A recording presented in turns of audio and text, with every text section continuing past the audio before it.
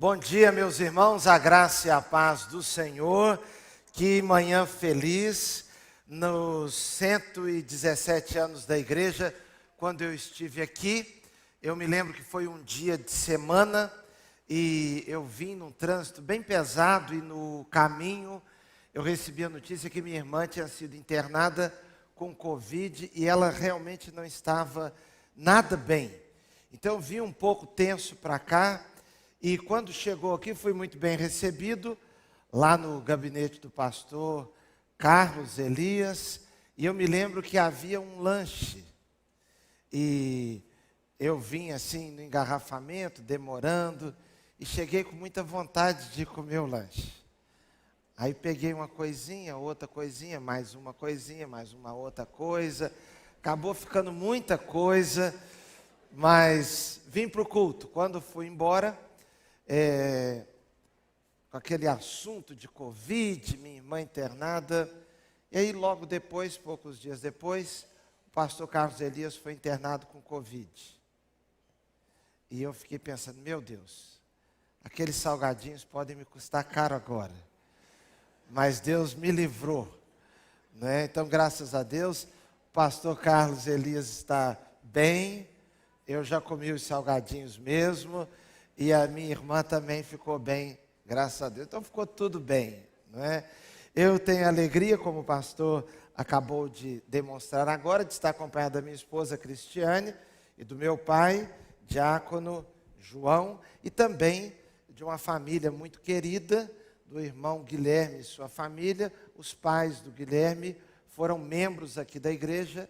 Eu não sei onde eles estão agora. Eles, no caso, o Guilherme e a família, estão lá. Eu pensei, graças a Deus, quero agradecer a presença deles conosco. Vamos ler, meus irmãos, mais uma vez, o Salmo 145. Quero agradecer a Jesus a oportunidade desta hora. Que manhã muito feliz para mim. Irmãos, eu disse isso da outra vez e quero repetir. Eu estava sentado ali vendo o pastor Carlos Elias aqui e a Angélica, e aí a nossa mente volta no nosso tempo de seminário, quando eles chegaram lá ainda como namorados, a Angélica sempre estudiosa, para lá e para cá com partitura na mão, para lá e para cá com partitura na mão. Pastor Carlos Elias, que nós carinhosamente chamamos de Carlinhos, andando para lá e para cá também, sempre estudioso, trabalhando no seminário. Então é um casal, meus irmãos, por quem eu cultivo muito respeito há muito tempo. Que Deus o abençoe, que Deus os abençoe, louvado seja Deus. Salmo 145, o verso 4, diz assim: a boa palavra do nosso Deus. Uma geração louvará a outra geração as tuas obras, e anunciará os teus poderosos feitos. Que Deus abençoe sua boa palavra aos nossos corações. Amém? Vamos orar mais uma vez. Senhor, nós pedimos que o Senhor aplique tua palavra em nossas vidas, em nome de Jesus. Amém. Irmãos, o tema que me foi confiado, o desafio de compartilhar a palavra de Deus às próximas gerações. O desafio de compartilhar a palavra às próximas gerações. E hoje, dia da palavra, dia da Bíblia. Irmãos, em primeiro lugar, eu gostaria de destacar que nós vivemos um mundo numa velocidade que está numa velocidade impressionante. Não sei se nós conseguiremos acompanhar a velocidade do mundo. Velocidade em que sentido? Em todos os sentidos. A multiplicação do conhecimento nos últimos 10 anos, meus irmãos, foi infinitamente maior do que durante alguns séculos. A multiplicação do conhecimento. A minha esposa estava me contando agora há pouco, ela veio de um congresso ontem, de coisas novas que surgiram, descobertas, experimentos novos que ocorreram agora recentemente a respeito de certos tipos de tratamento de saúde. Então o conhecimento está muito rápido, muito veloz. Uma outra coisa também que vem numa velocidade que tem a ver com conhecimento, mas são as informações. Eu tenho a impressão que a nossa estrutura cerebral pode chegar num tempo que não suportar tanta informação. Você já notou como nós vivemos inquietos? Nós estamos inquietos demais. O tempo todo nós temos que olhar para o celular. Parece que alguma notícia nova tem que chegar. Parece que alguma informação nova, ou de casa, ou da rua, ou do país, ou do mundo, nós não conseguimos largar o celular. Boa parte dos celulares nossos aqui, eles não são desligados há meses. Eles vão sendo recarregados, e quando você vai deitar, a última coisa que faz antes de dormir é pegar no celular e ver se aconteceu mais alguma coisa. E quando você acorda com um sentimento de atraso. Será que aconteceu alguma coisa em algum lugar? Eu estava num culto pregando e aí fiz um convite para as pessoas virem à frente. E tinha bastante gente à frente assim. E quando eu fui orar, eu escutei assim, bem perto de mim. Aí daqui a pouco eu escutei de novo. Aí escutei. Quando terminei de orar, eu estava falando ainda um pouco. Aí eu olhei para a pessoa, e do último, e eu olhei para ela, ela disse, não, só estou compartilhando as bênçãos. O tempo todo a nossa necessidade de informar o que está acontecendo. A minha esposa manda recado para nós o tempo todo assim, manda fotos. Outro dia minha filha foi no lugar e mandou 31 fotos, ela falou comigo assim, deve ter sido o dia mais feliz da vida da minha mãe. Recebeu 30 fotos, ou 31, de uma vez só de um lugar onde eu estava. Esses dias agora ela estava fora e nós em casa brincávamos, manda uma foto para sua mãe, manda uma foto para sua mãe. Agora preste bem atenção, esse mundo está muito mudado demais. E um desafio que esta geração tem para transmitir à próxima geração. O primeiro desafio que eu queria destacar são as diferenças entre as gerações. Diferenças entre as gerações. Meus irmãos, o mundo em que um homem de 60 anos nasceu era um mundo que não existe mais. E se você tem 45 anos, o mundo que você nasceu não existe mais. É um outro mundo. Mas uma pessoa de 60 anos, preste bem atenção, ele nasceu em um mundo, viveu a infância naquele mesmo mundo. Viveu a adolescência no mesmo mundo. A juventude ele viveu num mundo um pouco diferente. Um pouco. Depois ele se formou num mundo um pouquinho diferente. Ele casou num mundo um pouco diferente, mas próximo ao que ele foi criado. As estruturas de família, de sociedade estavam ali, sólidas. Era tudo muito claro. Depois ele teve filhos que nasceu em um outro mundo, mas ele ainda, de repente, ele viu que o mundo mudou. E depois o mundo deu umas 3, 4 cambalhotas para diante, e o mundo que ele está vivendo agora é completamente outro. E ele vive um pouco confuso, porque o que era certo virou errado, o que era errado virou certo. O que deveria ser evitado é alimentado, e o que era alimentado deve ser cortado. Há uma diferença muito grande entre os mundos. Você veja uma coisa, vamos destacar aqui, estética, aparência das coisas. Imagine uma igreja, por exemplo, a estética de uma igreja. Para alguns a igreja precisa ser branca, como essa aqui que eu gosto muito. Para outra estética, a igreja tem que ser toda pintada de preto, tudo preto, caixotão.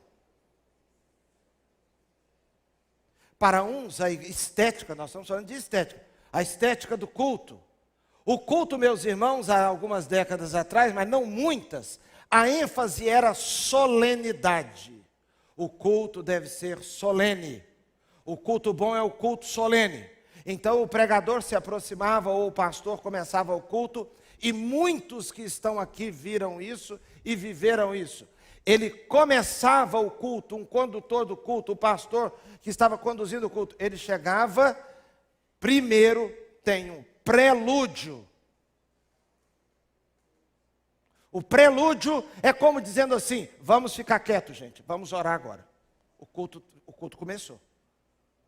Então há uma entrada do coral. O coral entrava, mas entrava direito. Ele entrava direito. Ele se posicionava. O pastor se posicionava. Quando acabou, o coral ainda ficava sentado, porque o coral só sentava quando o pastor sentava. E o pastor fazia assim.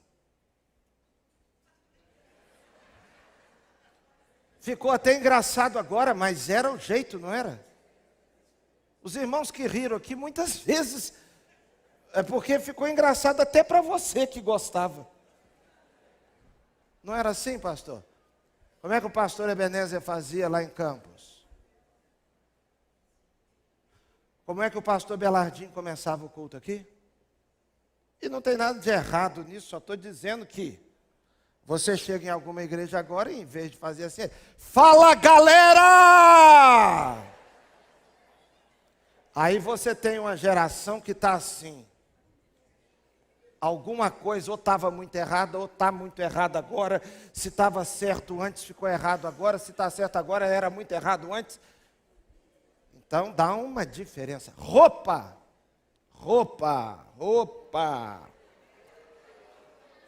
é outra coisa. Eu tenho dias que fico completamente confuso, que eu não sei como ir.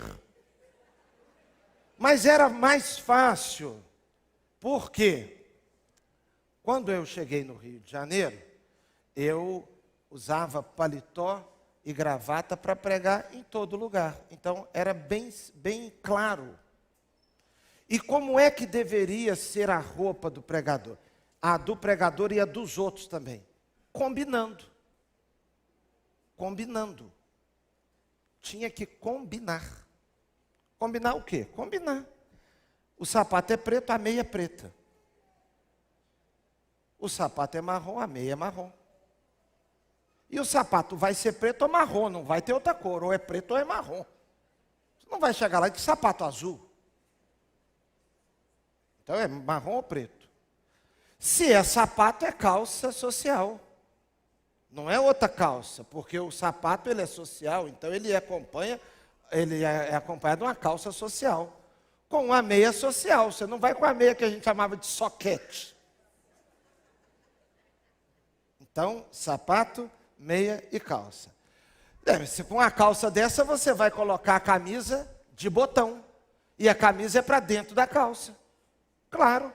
E se está para dentro da calça, tem que ter um cinto. E essa calça vai ser acompanhada de uma camisa de botão e o blazer, assim, o paletó. Não é isso? E se tem blazer, é acompanhado do quê? De uma gravata. E se a camisa for branca, aí você pode colocar uma gravata vermelha, azul, preta, verdinha, etc e tal. Muito bem. Estava simples. Estava simples. Mas ficou complicado. Por quê? Porque agora a regra é não combinar. Então é um tênis, uma calça jeans. Mas se tem tênis, pode ser calça jeans ou pode ser calça social, porque o negócio é não combinar. E você vai usar uma camisa de botão, você pode jogar ela para fora. E pode ser sem cinto. E a sua calça pode ser verde, o seu calçado vinho.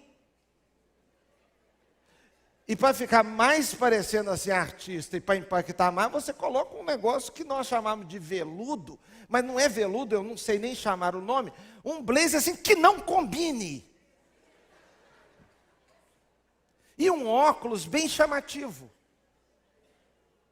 Aí você fica assim, ué, mas eu aprendi que tinha que botar a camisa para dentro da calça. Agora o outro chega assim. Um cantor foi em nossa igreja, ele chegou com uma roupa lá, meus irmãos, que eu pensei, se eu usar uma roupa dessa, o pessoal vai me internar. Mas com ele todo mundo quis tirar foto. Há uma diferença, irmãos, de estética. Uma diferença na estética muito grande. Uma outra coisa, a linguagem mesmo, a linguagem. Você diz assim, bom dia meu jovem. Opa, quem chamou o outro de jovem não é jovem.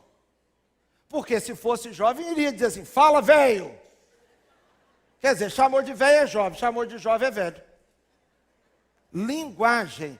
Nós estamos numa atividade dos adolescentes de nossa igreja e um dos nossos líderes foi dar início àquele culto e ele chegou à frente e disse assim, boa noite. Uma adolescente de nossa igreja falou comigo, pastor, não chega na frente e fale boa noite. Esse irmão falou, boa noite.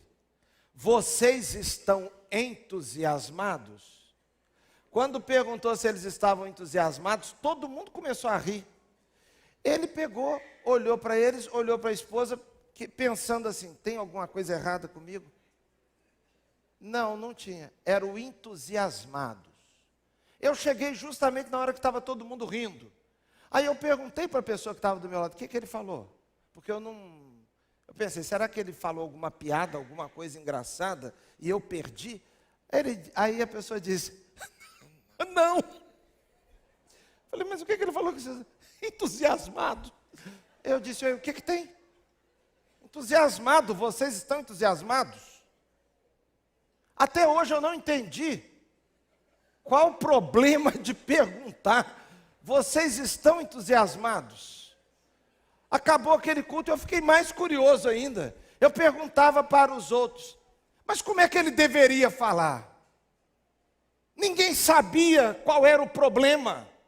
Só que todo mundo achou meio cafonão assim perguntar, vocês estão entusiasmados?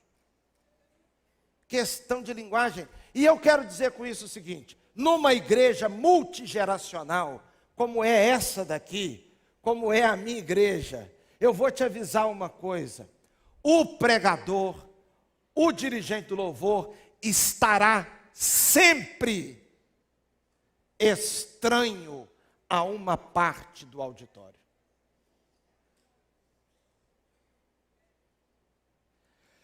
Ele não conseguirá atender a todos. O tempo inteiro. Se ele diz, irmãos, fomos recebidos sobre os auspícios, como o vídeo disse aqui agora. A palavra auspícios, ela é palatável para a parte. Para outra parte, diz, que é auspício? Auspícios. Você recebe, eu recebi, eu mandei uma resposta para um jovem e ele me respondeu, ata. Ata.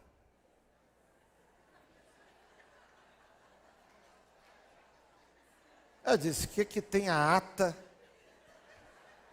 da igreja com isso? Mas tinha umas outras coisas assim, eu falei com ele, meu filho, escreva direito. O que tem a ata com isso? Não é ata, é ata. Então é ata. Mas ata não escreve assim. Então eu vou te explicar um outro problema. Existe uma gramática. E existe uma outra coisa. Indefinida. Você já, tipo assim, tipo assim, tipo assim, tipo assim. Eu estou pregando lá no negócio dos adolescentes e estou escutando assim, ainda. Aí eu pensei, ainda? Quer dizer, ainda não acabou? Eu pensei. É para acabar. Ainda não acabou. Eu falei, gente, só um pouquinho, acabei. Ainda! Aí eu disse, o que isso significa? Não, pastor, no nosso linguajar aqui ainda é assim, prossiga, vá em frente, amém.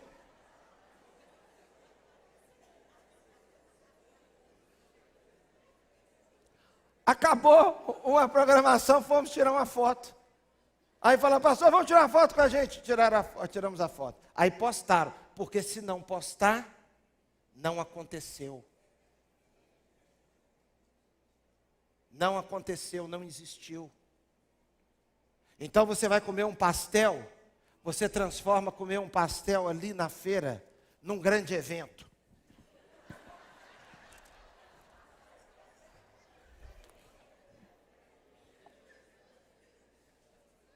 Meu Deus, uma geração olha para outra e diz, que povo mais bobo. Mas eu quero avisar uma coisa, gente. Nós vamos precisar conviver. Amém? Mas então nós vamos ter que superar as diferenças entre as gerações. Uma geração amando a outra geração. Quando tiramos a foto lá e postou, aí colocaram embaixo, foi aulas. Aí eu perguntei, foi aulas? Escreveram errado isso. Aulas, teve o culto. Será que está achando, está criticando que a minha palavra foi assim muito... Não, pastor, quando fala foi aulas, quer dizer o quê, adolescentes? E os da Zona Oeste são diferentes da Zona Norte, você também tem isso. Tem a linguagem tribal, né? A tribo de Irajá é diferente da tribo aqui. É uma confusão. Aí disseram assim, não pastor, quando foi aulas, quer dizer assim, foi top, foi joia, foi... Joia não, joia eles não vão falar mesmo, né? Foi demais, sei lá o quê. Ou seja, a gente não está sabendo mais nem como conversar. O desafio das gerações. Eu fui pregar numa igreja e as questões de liturgia são que mais dão problema, mais do que doutrina. Então, eu fui pregar no aniversário de uma igreja, pastor Carlos Elias, e foi um grupo de fora. E o grupo muito animado, já chegaram, e o rapaz tinha um cabelo assim, um cabelo meio diferente, o outro com uma roupa também assim, meio... não sei como definir bem, e eles chegaram chegando mesmo, entendeu?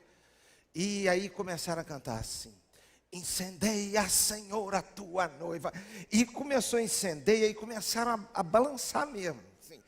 E eu estou olhando, parte daquela igreja acompanhava, aí falando assim, incendeia, incendeia, e fazia um gesto assim.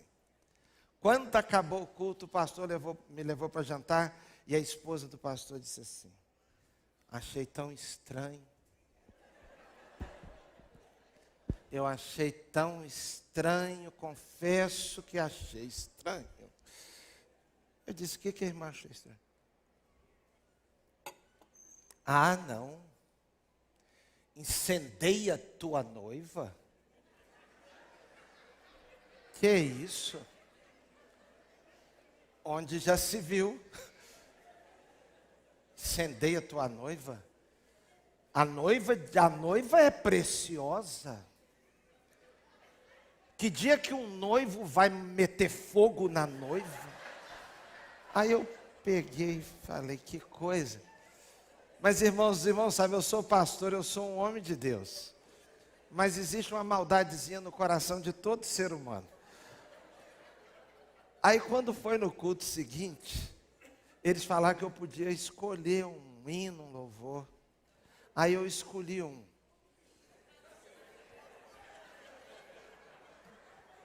Eu preciso de orações também. Eu confesso. Que eu também tenho as minhas maldades.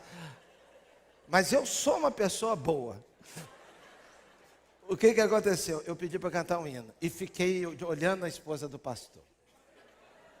E ela cantou firme, inclusive na parte que dizia assim: ateia o fogo do alto céu em cada coração. Incendeia ou ateia? Tudo queima. Mas é a estética. É a estética. Irmãos, para alguns aqui eu estou totalmente errado. E para outros também. Eu devo estar mais errado do que certo aqui nessa manhã. Tá por quê? Porque essa calça aqui não é social, está errado. Esse sapato eu não sei falar o que é. Então quem queria uma coisa mais despojada está errado. E quem queria uma coisa direito também está errado. Você fica errado o tempo todo. Não tem jeito. Então preste bem atenção. As diferenças. Segundo lugar, o desafio de transmitir a palavra por conta da imutabilidade da palavra. A palavra de Deus é imutável. E ela é imutável por causa do caráter de Deus. Deus é imutável, sábio em todas as coisas, soberano, absoluto, Senhor de tudo, conhecedor da natureza humana. Então, se a palavra de Deus mudasse, indicaria mudança no próprio caráter de Deus, e a Bíblia diz que se Deus mudasse, nós não subsistiríamos. Deus é estável e nós somos uma igreja que vive numa época, numa mentalidade de época, numa era chamada de pós-moderna, mas que foi dada a ela até um outro nome, modernidade líquida. E é líquida por quê? Porque não é sólido, tudo é flexível. Então, se a água entra num balde, ela toma a forma daquele balde. Se entra numa outra vasilha, toma a forma daquela vasilha. Os relacionamentos no tempo de hoje são ultra flexíveis. Não só os relacionamentos, mas também conceitos como verdade. Alguns acreditam e dizem até não haver verdade. Portanto, não é possível ler um texto e atribuir a ele um significado que o autor deu. O significado depende de cada leitor. O leitor se torna o senhor do texto e não o autor. Portanto, eu leio uma coisa e eu digo o que aquilo significa. Porque o que é verdade para um, não necessariamente será para outro. Não necessariamente será para uma outra pessoa. Isso tudo depende do ponto de vista da comunidade. Por isso que alguns pegam então a Bíblia, leem uma coisa clara na Bíblia e diz que a Bíblia está dizendo uma coisa que ela não está dizendo. Nós, meus irmãos, cremos que existe verdade. Para nós existe certo e errado. Não é só questão de ponto de vista. Para nós, não matarás será sempre uma ordem de não matar. Para nós, quando a Bíblia diz que Jesus Cristo veio ao mundo salvar os pecadores, dos quais eu sou o principal, nós entendemos que de fato Jesus Cristo veio ao mundo salvar os pecadores, dos quais eu sou o principal. Quando a Bíblia diz que Deus é amor, nós entendemos que a Bíblia quer dizer que Deus é amor e não que é outra coisa. Quando a Bíblia diz que Deus criou os céus e a terra era sem forma e vazia, nós acreditamos que existe uma coisa concreta, real nisto. Não é tudo uma abstração, não é tudo uma viagem na maionese celestial. Não é. Existe fato e não fato. Quando a Bíblia diz que Jesus Cristo morreu na cruz, ele morreu, o coração parou fisicamente. Quando diz que ele ressuscitou mesmo. Quando diz que ele andou sobre as águas, ele andou sobre as águas. A Bíblia não iria fazer isso conosco. Ela não partiria do princípio de dizer uma coisa para a gente entender o contrário do dito. Deus não é como o ser humano. A opinião humana, a palavra humana é totalmente diferente da palavra de Deus. A palavra de Deus é sólida, perfeita em todas as coisas, por conta da natureza de Deus. A palavra humana reflete a natureza humana. E como é a natureza humana? Tomada de vaidade. Tomada de vaidade. A nossa preocupação nos aspectos ligados à vaidade, ela nos acompanha o tempo todo. Portanto, a palavra de uma pessoa, de um youtuber, de um influencer, ela é influenciada pelas ondas de momento. Se todo mundo começar a dizer, se mães, artistas, músicos começarem a dar depoimento, porque a maternidade é a mais nobre de todas as funções, a maternidade, e se começarem a divulgar depoimentos de cantoras famosas dizendo, o momento mais lindo da minha vida foi quando gerei meu filho. Depois, uma outra cantora dizendo, eu me lembro quando amamentava e olhava para ele. E tal. Isso tudo vai gerar no mundo, meus irmãos, uma onda de opinião contra o aborto. Só que, quando as opiniões vão no contrário, da mulher e de boa parte dos homens também, valorizando mais carreira do que família, isso vai tomando uma onda, e aí o ser humano quer ter seguidor. O ser humano quer ter seguidor.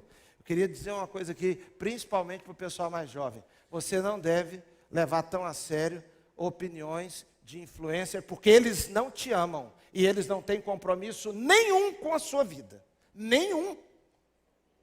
Se você arrumar 15 namorados, quem diz que você deve namorar todo mundo não tem compromisso algum com a sua vida, algum. Quando você entrar numa rota de sofrimento e de desvalorização da sua própria vida, da sua identidade, a pessoa não estará ao seu lado para ajudar você a sair do buraco. Sabe quem vai ajudar você a sair do buraco e vai estar lá de modo inarredável? A velha mãe, o velho pai. Quem tem compromisso de dar o sangue pela sua vida. Preste atenção numa coisa. No caso de Deus, Deus não é, a palavra de Deus não muda por conta das ondas de modismo. A palavra humana muda por conta das ondas de modismo. Então nós cremos que a palavra é imutável. Em 2 Pedro, no capítulo 1, o apóstolo Pedro disse assim, nós temos como mais firme a palavra profética. Mais firme do que qual palavra? A palavra que ele ouviu no Monte da Transfiguração. Este é o meu filho amado em quem me comprazo. Aquela experiência de Pedro no Monte da Transfiguração, com Jesus, com Tiago e com João, quando Elias, Moisés aparecem, irmãos, a palavra, este é o meu filho amado em quem me comprazo, foi uma experiência extraordinária. Agora Pedro diz assim, mais firme do que aquela palavra que nós ouvimos, é a palavra profética. O que isso quer dizer? Mais firme que a experiência é a palavra. Eu tive uma experiência que eu ouvi, mas eu levo mais a sério a palavra profética.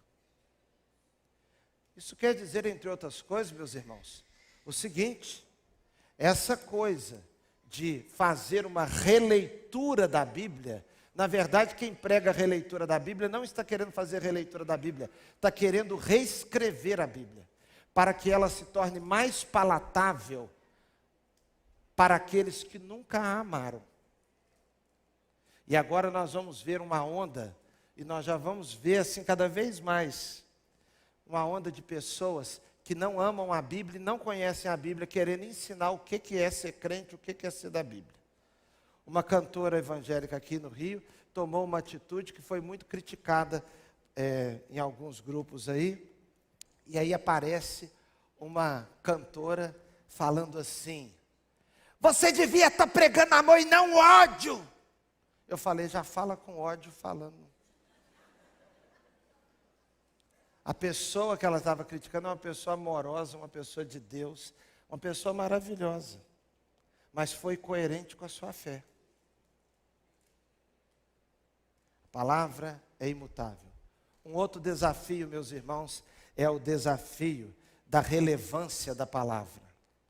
Você sabia que pesquisa foi feita mostrando que a maioria dos jovens saem da igreja não é por causa dos idosos, não é por causa dos mais velhos, não é por causa do tipo do templo, não é nada disso.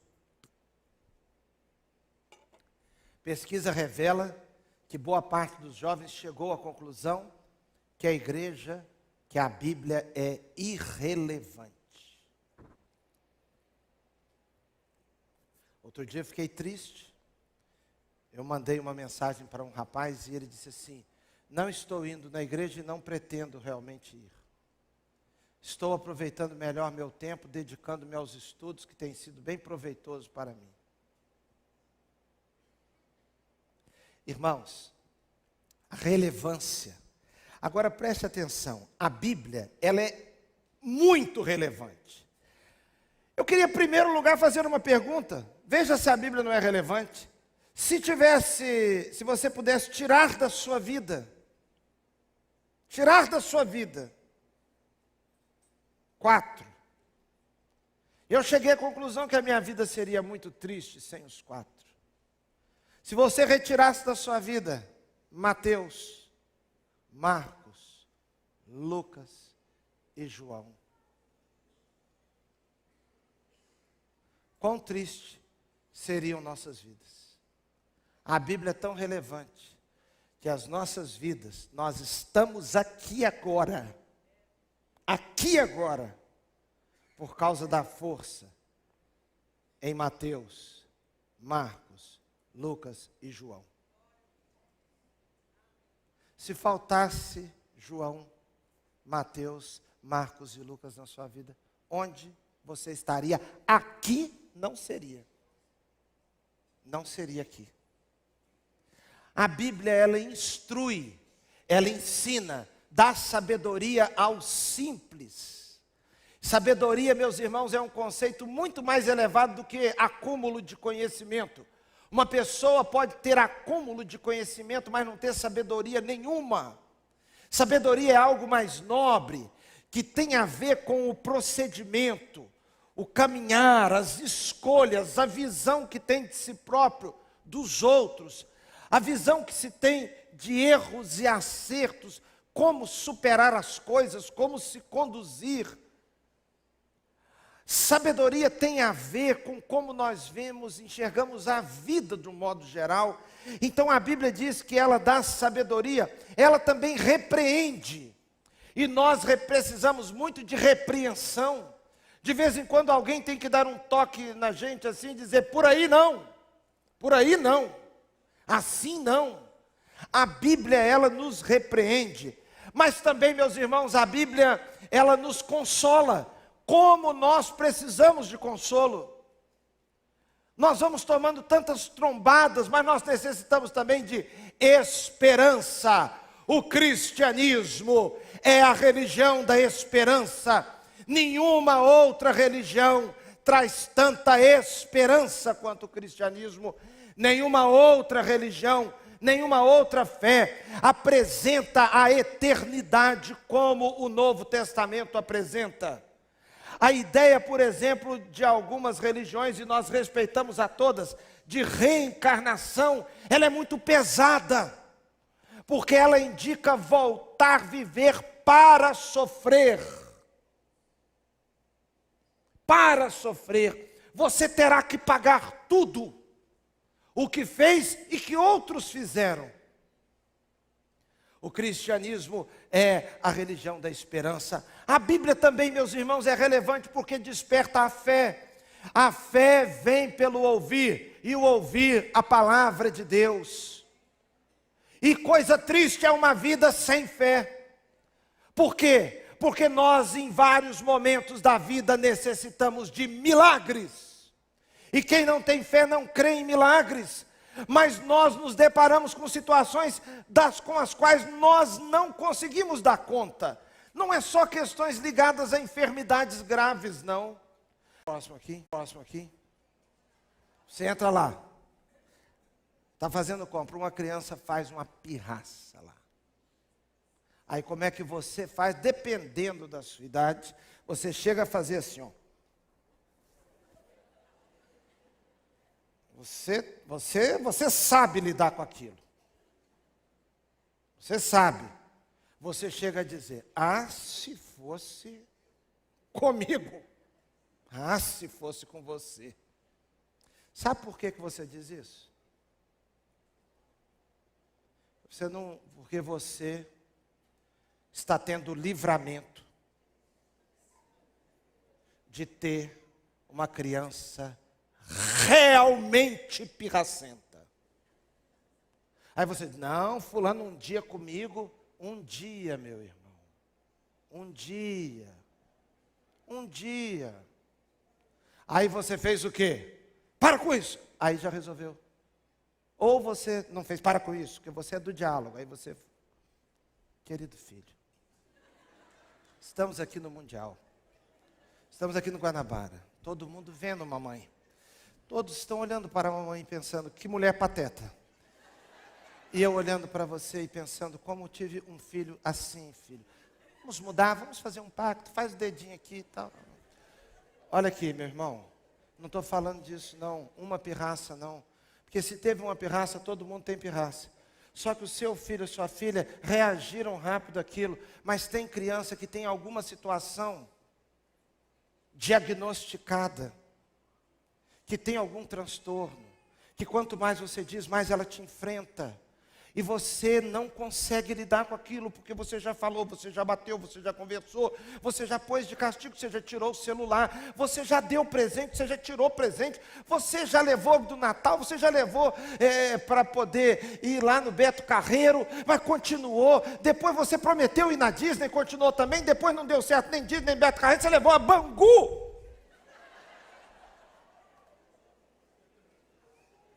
Chegou na porta do presídio para mostrar o que é a vida. Você já fez de tudo. Você já tentou nas didáticas, levou no encontro de casais. Você foi no encontro de casais ter palestras. Você veio na igreja ter palestras. A única coisa que você não conseguiu foi resolver a pirraça. Aí você fica louco. Você precisa ter fé. Porque você nota que você não dá conta. Você tem um filho que não fala com ninguém. Os outros dizem para você assim, manda ele falar. Fala para ele falar. Aí você já vai para qualquer lugar assim, ó. Chega lá, fala, já sei. Chega lá, ele não fala, meu irmão. Não consegue falar na escola, não fala na igreja, uma pessoa fechada. Você não consegue. Sabe com que você é bom? Em criar filho que não tem aquele problema. O seu filho chega na escola, arranja um monte de amizade, quase não estuda, tira nota boa, os professores elogiam, volta para casa, você não sabe nem que dia teve prova, nem que dia que vai ter, você só recebe a notícia, passei! Você é bom para criar filho assim. Agora, uma dislexia, uma situação de que você repete os pronomes, ó, eu, tu, ele, fala comigo, eu, tu, ele. Mãe, já sei. Então repete. Eu. O que a senhora falou? Você não resolve não, meu irmão. Se você tem casamento bom, você é fera em casamento, né? Sua esposa é uma santa. Você chega em casa nervoso, ela fala, amor, bem-vindo ao lar. Está aqui, sua rocha firme. Vem me dar um beijo que você vai sarar. Você diz, fui destratado, aconteceu isso, aconteceu aquilo outro. Aí ela diz, que é isso, mozão? Eles fazem assim porque tem inveja de você. Você é meu tigrão, você não sei o que lá. Tudo em você é lindo, amor. Esse cara está fazendo assim porque ele tem aquela mocré daquela mulher dele lá. E ele não sabe o que é ser casada com uma mulher igual eu. Aí você resolveu. Agora você tem uma mulher com instabilidade emocional, meu irmão. A situação é outra. É outra. Um adolescente com depressão. Aí chega alguém te aconselhando. Esse menino tem tudo. O que está faltando? Dorme no ar-condicionado. Tem tudo de bom. Faz nada. O que essa conversa sua resolve para uma depressão, meu irmão? É só conversa mesmo de quem não vive o drama. De quem não vive o drama. Eu poderia dar aqui inúmeros exemplos. Preste bem atenção.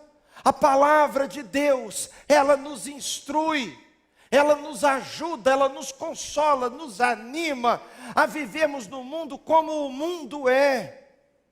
E aponta para Deus como nossa solução, ela desperta a fé. Irmãos, a palavra de Deus, nós enfrentamos o desafio da atualidade. A palavra de Deus é atual. Ela é atual.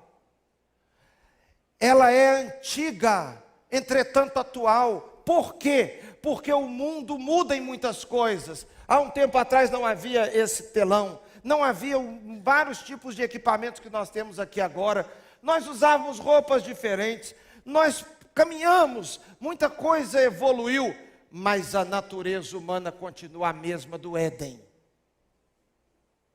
Aquelas coisinhas como inveja, ira, raiva, rancor, fofoca, falar demais, julgar os outros. Um outro sentimento que é antigo é aquela vontade de se autogovernar. O ser humano quer ser dono de si mesmo, decidir o que pode, o que não pode. Nós queremos ser senhores. Mas a Bíblia diz que para cada um desses problemas existe um remédio. E o remédio é o mesmo. A palavra de Deus é atual. Olha, eu quero fazer um desafio a você. Comece a ler a Bíblia. E comece a aplicá-la ao seu dia a dia. Todas as páginas da Bíblia são atuais. Quando nós pegamos um livro como Levítico, mesa sim, comprimento para lá, medida para cá, tem que ser assim, coloca desse jeito. Tem uma palavra, tem uma razão de ser atual. Irmãos, a teologia do Pentateuco está em Levíticos. É a vida de santidade, tudo para Deus é santo. Você quer uma coisa mais atual? Com relação à sexualidade, Levítico super atual. Super. Um dos problemas que poderiam ser evitados se Levíticos fosse levado a sério é problemas ligados à pedofilia. A sexualidade tem limites. Tem que respeitar limites, porque tudo que sai do limite morre. Rio só é rio por causa das bordas. Se tirar as bordas, a água espalha, acaba o rio. Os limites. Não pode ser assim, não pode ser assim, não pode ser assim. A atualidade das Escrituras. Todas as coisas passarão, mas as minhas palavras jamais passarão. Eu quero lhe dar um conselho para terminar. À luz disso, eu queria perguntar antes de dar o conselho. Onde estava a Bíblia? E onde ela estará na sua vida? Na igreja primitiva, a Bíblia estava sendo lida e vista como Escrituras. O texto do Novo Testamento era chamado de Escritura. E Pedro disse que aquela palavra deveria ser uma palavra irremovível. Nos séculos IV ao XV, ao século XV, Onde estava a Bíblia? Estava ficando guardada. E o mundo entrou numa fase de escuridão espiritual. No século XVI, com os reformadores, a Bíblia chegou à Alemanha na língua alemã, por causa da tradução de Lutero para o alemão. Houve uma revolução. A Bíblia chegou, meus irmãos, nos cantões de Genebra, da Suíça. A Bíblia chegou na Inglaterra e William Tyndale se propôs a traduzir a Bíblia para o inglês. Henrique VIII, o rei, queria prendê-lo. Ele fugiu. Quando ele estava preso na Alemanha, quando ele estava fugido na Alemanha, ele recebe um recado. O imperador, o rei, mandou você voltar para a Inglaterra. Ele sabia que voltando para a Inglaterra, ele seria preso. Sabe o que William Tyndale disse? Diga a Henrique VIII que se ele permitir que o Novo Testamento corra em língua inglesa, eu volto para a Inglaterra e fico preso para o resto da minha vida. Ele diz, se for para a minha tradução do inglês correr pela Inglaterra, eu poderei ser preso, porque a palavra estará livre. Nos avivamentos, onde esteve a Bíblia, nas conversões, onde esteve a Bíblia, na sua vida, nos momentos mais importantes, onde esteve a Bíblia. E nos momentos futuros, onde ela estará, na sua vida e na vida da sua família. Continue procure ler, amar e viver a Bíblia, porque isso representará uma grande bênção para você. Que Deus te abençoe grandemente. Amém?